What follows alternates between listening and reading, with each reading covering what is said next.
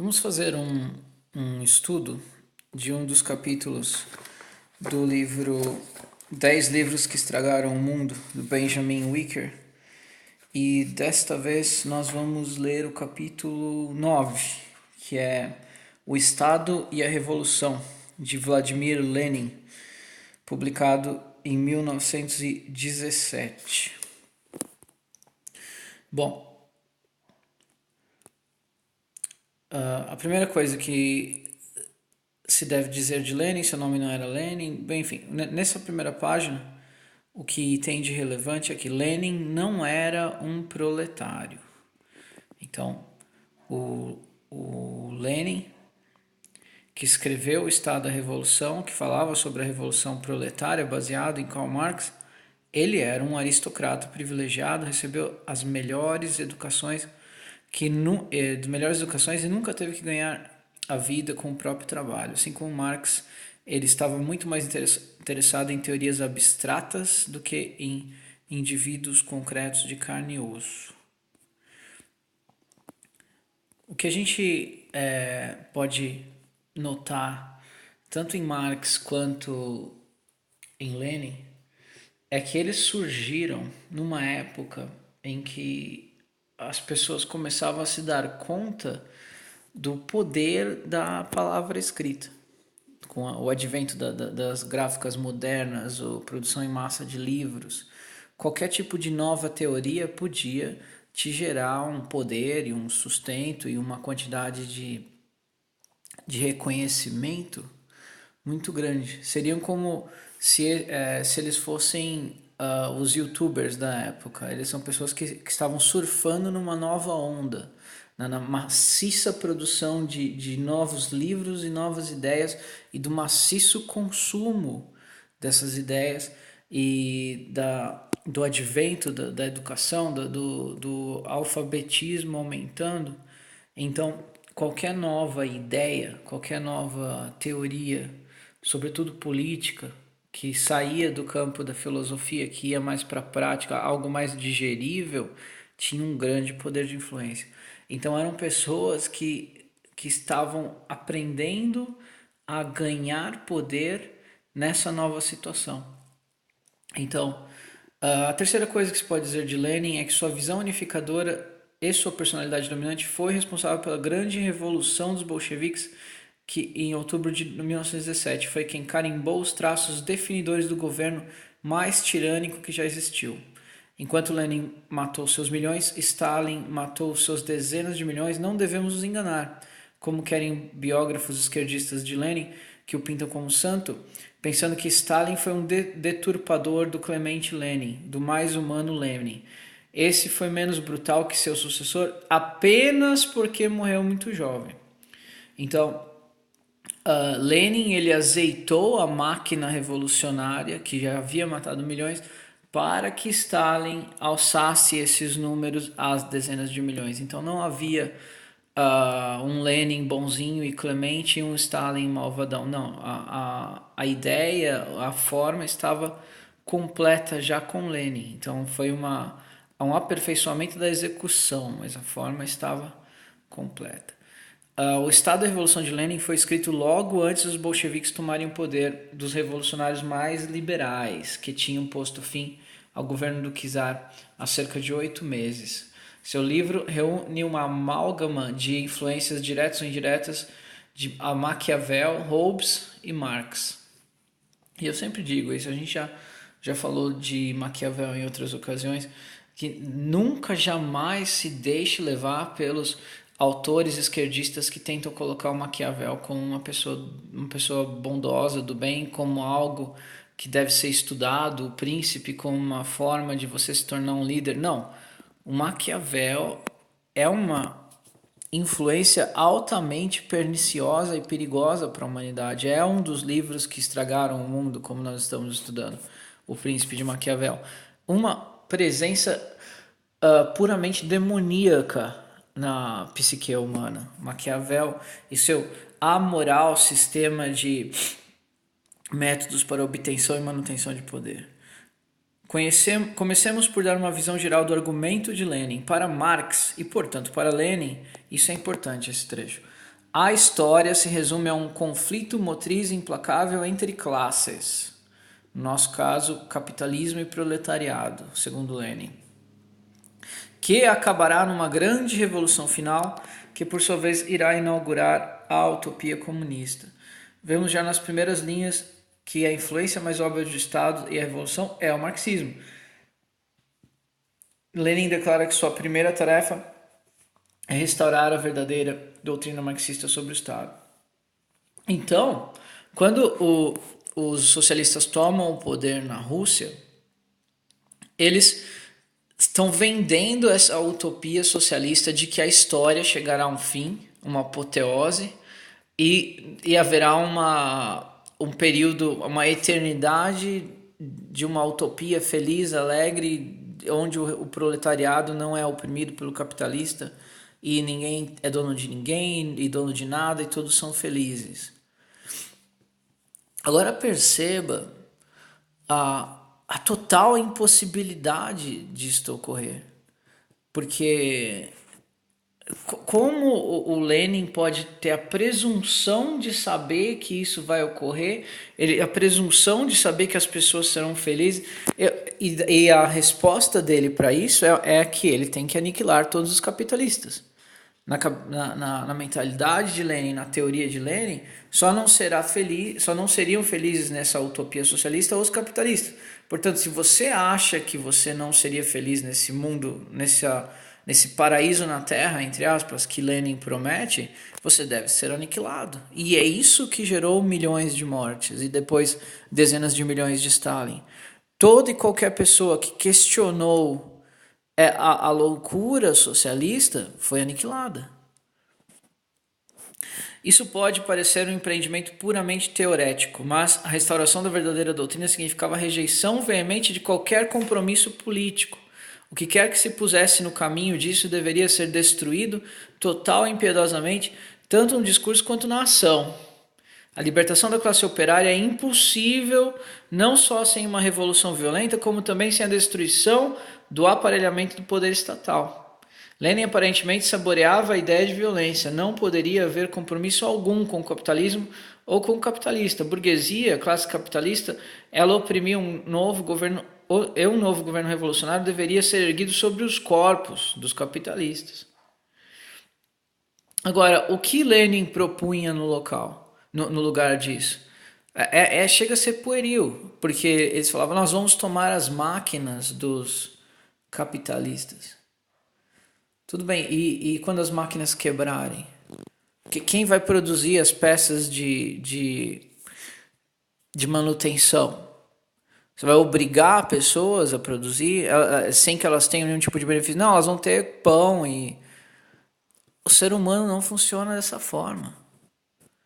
O ser humano não funciona dessa forma. Se você lê na Bíblia Sagrada, quando fala do surgimento dos primeiros cristãos, eles criaram uma comunidade sem que houvesse um mandado de Deus para que eles fizessem dessa forma. Eles tentaram criar em Jerusalém uma comunidade onde os bens eles eram comuns a todos. Esse foi o início, claramente em Atos dos Apóstolos.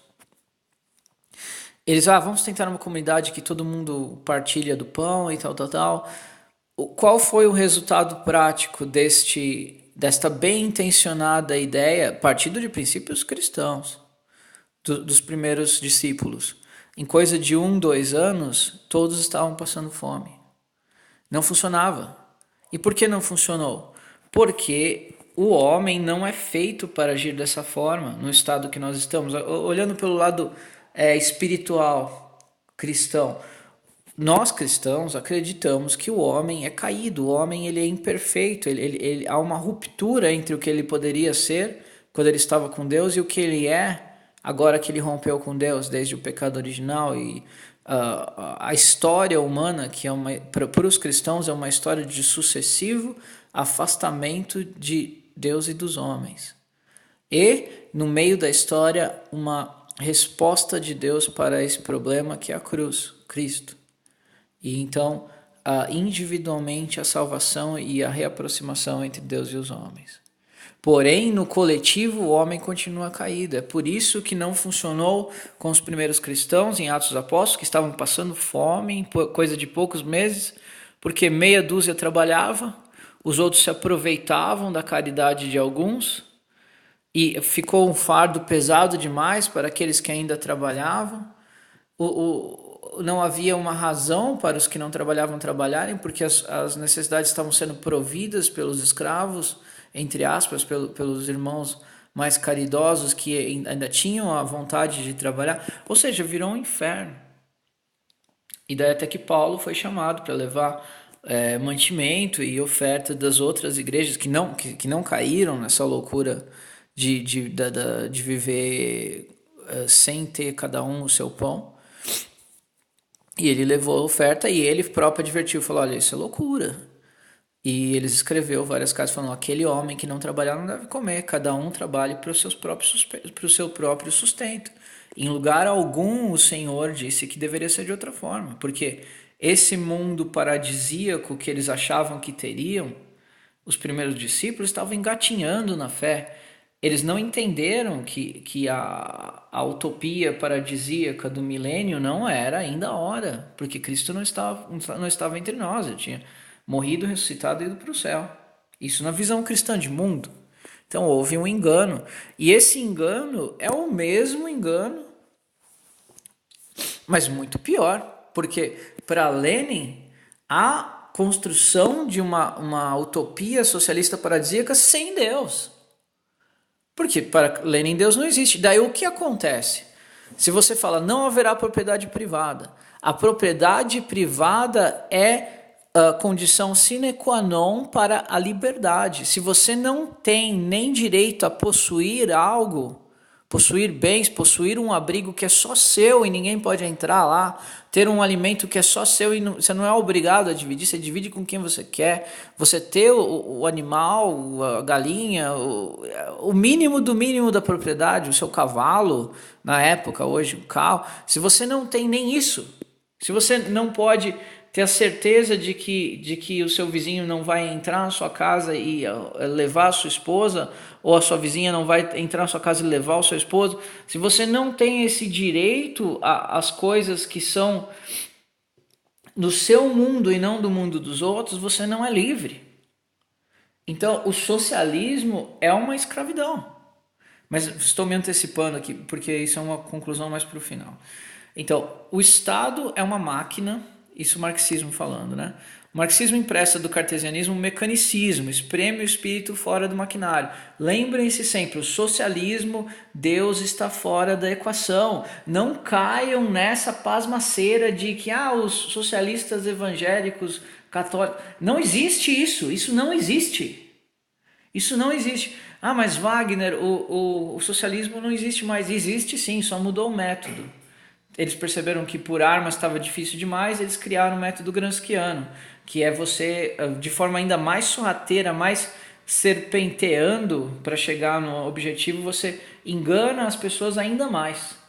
Sem usar as armas, você usa a cultura, você infiltra professores, infiltra artistas, infiltra jornalistas, infiltra pessoas no judiciário, e aos poucos toda a sociedade se torna socialista sem perceber. Somente nesse sentido, essa ditadura do proletariado pode ser democrática. Quando os socialistas estavam no comando, eles governavam pela maioria da burguesia. Leia-se, quando o proletariado acabar com o formato capitalista de democracia, eles substituirão o governo pela maioria proletária. E aqui está o maior problema do socialismo.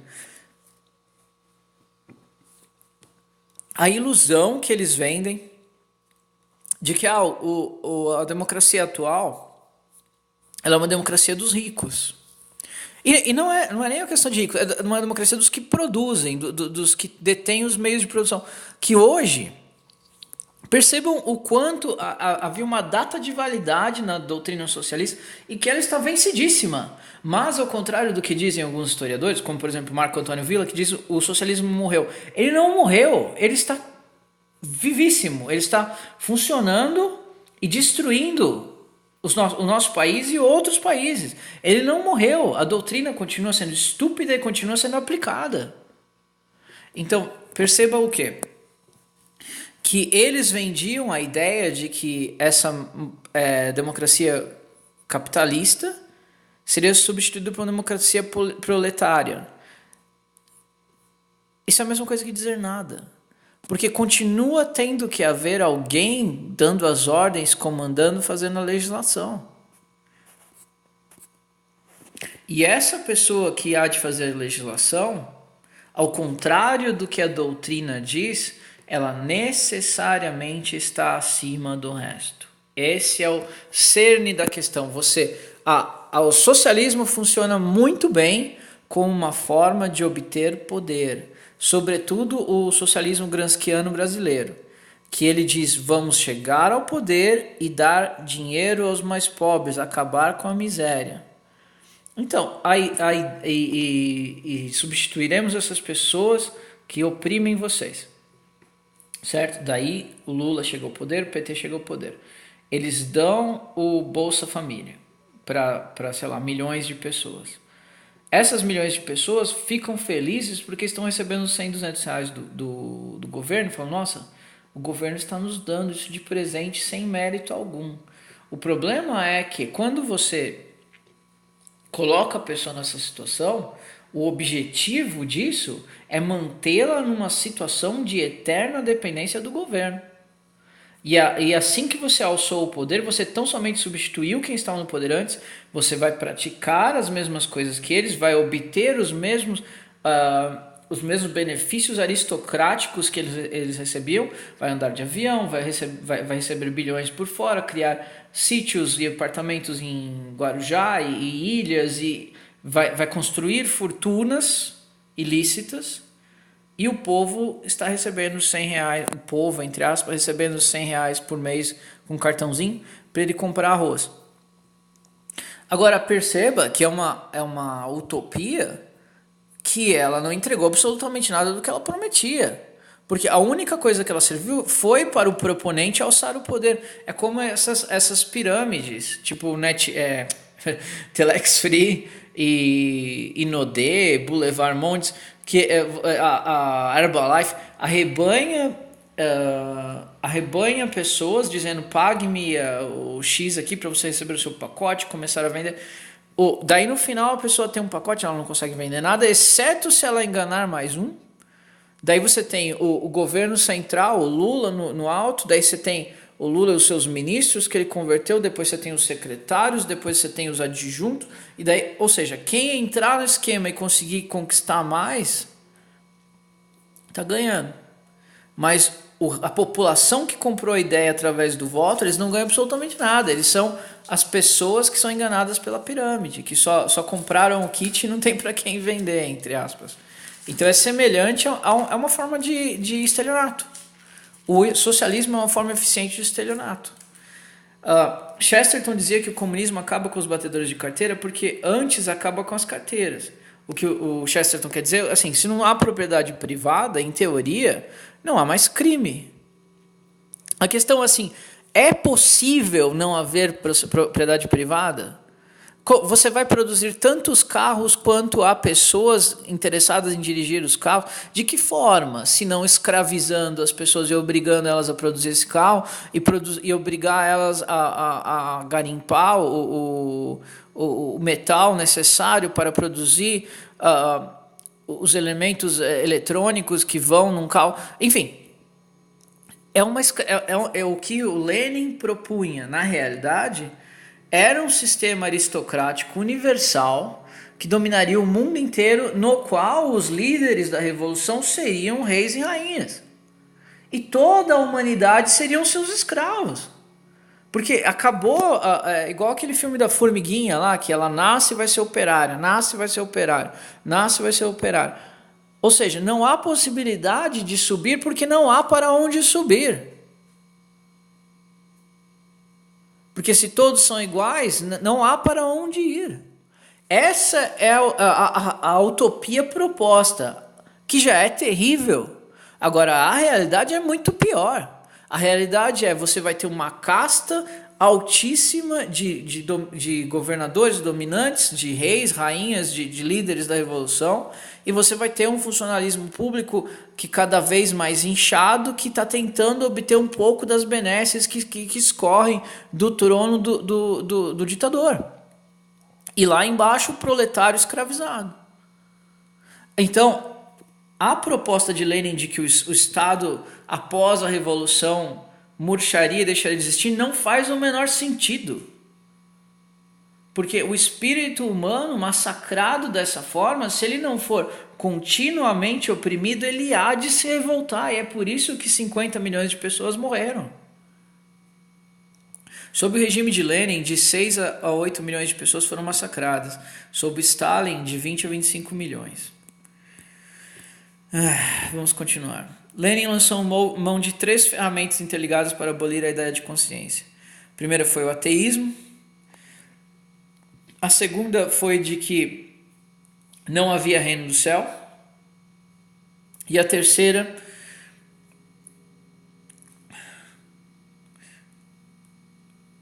é que a história marchava inevitavelmente para a utopia paradisíaca do comunismo. Então perceba, primeiro, Lenin era ateu. Se não há Deus, eu vou criar as regras porque não há um mandatário divino, esqueça a Bíblia, nada disso vale.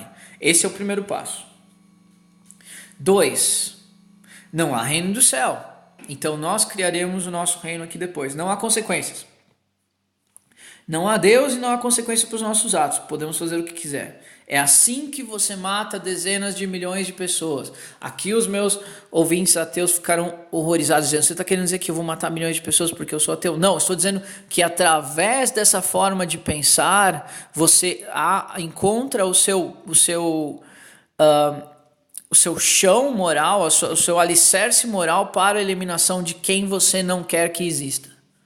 Já que não há um mandatário divino, não há um Deus observando essas coisas. E 2, não há um pós-vida, não há uma eternidade na qual a gente presta contas a Deus.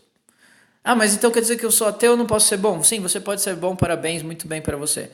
Porém, eu estou falando que o fato é que, através desses 2 preceitos, Lenin instalou a Revolução Socialista. E através desses 2 preceitos, ele justificou, assim como Hitler depois justificou a razão do massacre e da brutalidade de se matar qualquer um que não concordasse com a Revolução. 3, a história marcha inevitavelmente para uma utopia comunista, ou seja, é obrigação nossa caminhar para essa utopia onde os capitalistas estão mortos e o proletário reina feliz, e ao mesmo tempo é inevitável, você trabalhando ou não. Se você não trabalhar, você vai ser um dos capitalistas aniquilados. Se você trabalhar, você pode ser um dos proletários felizes. Escolha.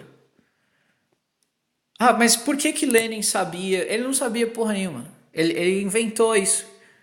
Ele inventou que a história caminharia para isso e enganou um monte de gente. E obteve poder através dessa enganação. É assim que funciona, é assim que funcionou, é assim que funciona hoje. E é por isso que não há negociação com socialistas. Não caia no discursinho bonitinho da Manuela Dávila, do Guilherme Boulos. Eles são socialistas. Wagner, mas mudou muito, mas mudou o método. O objetivo é o mesmo. E muito pior, eles são parte do mesmo problema que Lenin. Não, a utopia já seria um negócio desgraçado, terrível, se fosse possível. Uma utopia onde você não pode ter a esposa que você ama, o esposo que você ama, que todo mundo tem acesso a todas as mulheres e os homens, onde não há propriedade privada, você não tem o seu canto que é seu, o fruto do seu trabalho não é nem seu. Você não tem direito de se esforçar um pouco mais para ter um pouco mais. Você não tem direito nem de adorar a Deus, de crer num Deus que te criou. Se fosse possível, já seria um negócio desgraçado a utopia socialista. Porém, Guilherme Boulos, Manuela Dávila, Ciro Gomes, Lula, eles sabem que é impossível. Eles estão usando o mecanismo de obtenção de poder. E mesmo que fosse possível, seria terrível. Mas não sendo possível, é muito pior.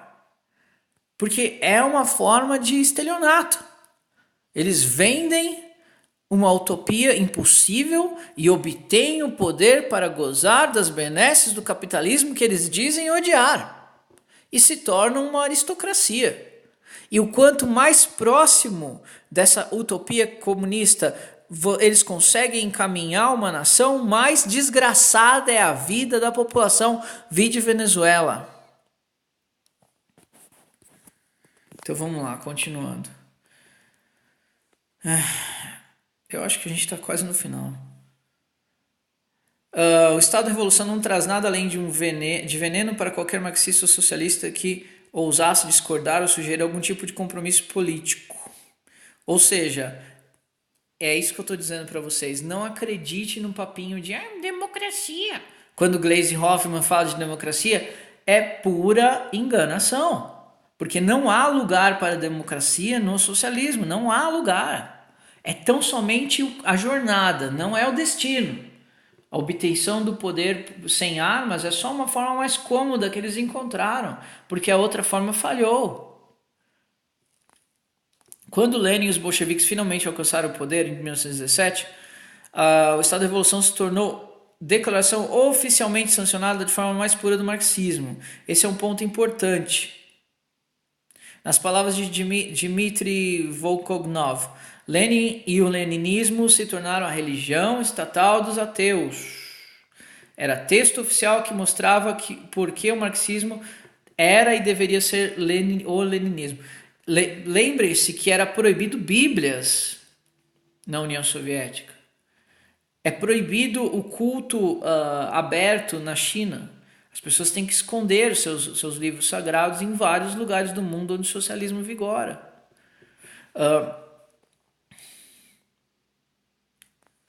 Deixa eu ver o que tem mais interessante aqui. Se pudesse haver reconciliação, diz para Lenin, não teria havido necessidade inicial, não haveria a necessidade inicial por um Estado. O Estado é, por definição, incorrigivelmente opressor, dizia Lenin. Aqueles a quem se dá o poder enquanto governam através do Estado sempre governarão para eles próprios e para a sua própria classe. Nesse ponto, Lenin está certo. O Estado sempre vai ter, quando as pessoas alçam o poder, vão buscar o benefício próprio. E é por isso que há aquela frase célebre, não sei quem disse, que os políticos e as fraldas dos bebês devem ser trocadas devem ser trocadas de tempos em tempos e pelo mesmo motivo. Ou seja, você troca os políticos pela mesma razão que você troca as fraldas, porque fica algo mal cheiroso, insalubre, fétido. Ocupa o lugar quando você não troca o político e a fralda. Porque o poder tem essa propriedade intrínseca de corromper aquele que o possui. Agora, Lenin dizia, não. Quando a gente chegar na utopia socialista, aí não. Aí a gente vai diminuir o Estado, vai murchar, o Estado vai deixar de existir, porque não vai ter por que ter mais coerção, porque todo mundo vai ser comunista e vai ser lindo. Qual é a realidade? Eles alçam o poder vendendo essa utopia, entre aspas, que para mim é uma desgraça terrível, você não poder ser dono de nada, é um inferno. Você não poder nem adorar o Deus que você ama, possuir pelo menos o mínimo da dignidade humana. Mas quando eles alçam o poder vendendo essa utopia eles não tem como entregar. Então a única coisa que eles podem fazer é gozar do poder. Falar é por maldade que eles não entregam a utopia? Não, é porque é impossível. E quanto mais eles tentam, mais miséria eles causam. Veja o que está acontecendo na Venezuela. Veja por que morreram 50 milhões de pessoas. Por que a China matou tantos de seus próprios cidadãos? Porque é impossível. A China começou a melhorar um pouco quando ela começou a aceitar elementos do capitalismo dentro de si. É exatamente o oposto do que o Lenin propunha. Lenin propunha matar todos os capitalistas. A China é uma potência, desde que ela aceitou elementos de capitalismo em si. A Rússia é a mesma coisa. Então vamos juntar o que tem de bom no socialismo, o que tem de bom do capitalismo. Não tem nada de bom no socialismo. É uma desgraça. É uma desgraça completa e total. Enfim, a resposta fatídica e histórica... veja bem. Por que o Estado dos trabalhadores seria diferente de toda forma anterior de Estado?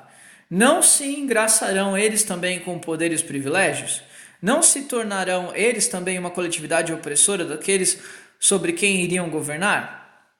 A pergunta é: quando os socialistas fizerem sua revolução e alçarem ao poder, não farão eles o mesmo que fazia os políticos anteriores que estavam no poder? A resposta fatídica à história é sim.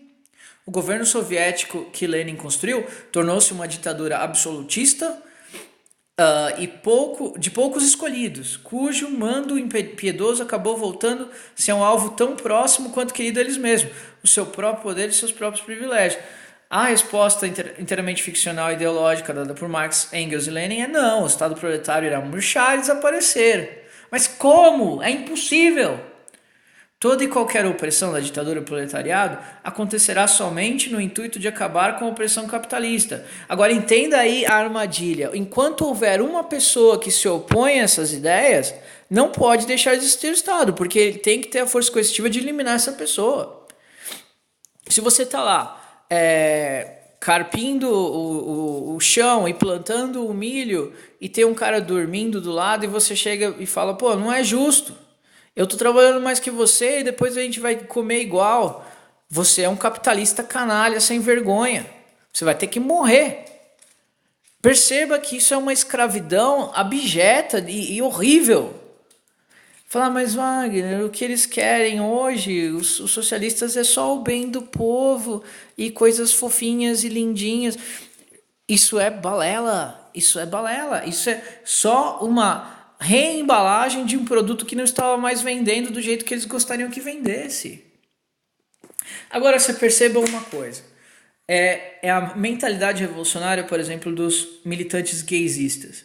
Eles dizem assim, nós temos que acabar com o machismo, com a intolerância, nós temos que acabar com a intolerância. Como vocês pretendem acabar com a intolerância? Matando todos aqueles que não pensam igual a nós. Então perceba que a forma dos militantes gaysistas de acabar com a, entre aspas, intolerância é levar a intolerância deles contra os cristãos ao mais profundo e abissal e demoníaco extremo, que é aniquilar os cristãos. Ou seja, a religião deles é o sexo. Se você não se curva diante do Deus sexo, se você não percebe que o nosso sexo ele é mais sagrado do que a sua convicção cristã, sua fé em Deus e na Bíblia, você merece morrer. Agora, os cristãos que tão somente amam os sodomitas e oram por eles, mas não querem de forma alguma que morram, os cristãos de verdade, pelo menos, eles são os intolerantes e merecem morrer. Agora perceba que não há um fim bonito para essa história, porque mesmo que fosse possível matar hoje os cristãos que não aceitam os homossexuais, amanhã os cristãos que aceitam os homossexuais, porque eles ainda leem a Bíblia e eles se recusam a rasgar as páginas que falam mal dos homossexuais. E depois de amanhã, os ateus que achavam ainda que a família é algo benéfico. E depois de amanhã, aqueles que se recusam a se mutilar e trocar de sexo. E depois de amanhã, aqueles que não querem fazer sexo com animais. E depois de amanhã, aqueles que só querem fazer sexo com mamíferos e com lagartos. Não. Ou seja, não há... É uma espiral de insanidade que não tem um final feliz de jeito nenhum. Assim como a utopia socialista. Porque enquanto houver uma pessoa que não pensa exatamente como aqueles que estão comandando tudo, ela deve ser eliminada. Enquanto houver uma. E quando as coisas continuarem a não funcionar, porque não há forma de uma humanidade escravizada estar feliz. E o que o Lenin propunha era uma escravização generalizada. As ideias dele. Bom, depois aqui eu fiz o que eu marquei aqui de mais importante. Para Marx e, portanto, para Lenin, a história se resume ao conflito de classes que acabará com uma grande revolução final que, por sua vez, irá inaugurar a utopia comunista. o mecanicismo emprestado do cartesianismo, no qual a pessoa não tinha alma. Então, para Lenin, o homem é uma máquina produzida acidentalmente pela evolução. Engels, o proletariado toma o poder do Estado e transforma os meios de produção em propriedade estatal. Já vimos que isso não faz o menor sentido, não funciona. Daí os três pilares, né? Lenin era ateu, Lenin negava que houvesse reino do céu, portanto insistia em criar utopia socialista na Terra. Ele acreditava que a história humana marchava à utopia do comunismo. E Lenin se tornou religião estatal dos ateus. Para Lenin, o Estado é incorrigivelmente opressor e ele dizia que o Estado murcharia após a Revolução estar completa. Nós vimos que é exatamente o contrário. O Estado só aumenta e só se torna cada vez mais opressor. E os seus líderes se corrompem. Né? O governo soviético de Lenin se tornou uma ditadura absolutista de poucos escolhidos. Ou seja, o socialismo, em vez de destruir o Estado,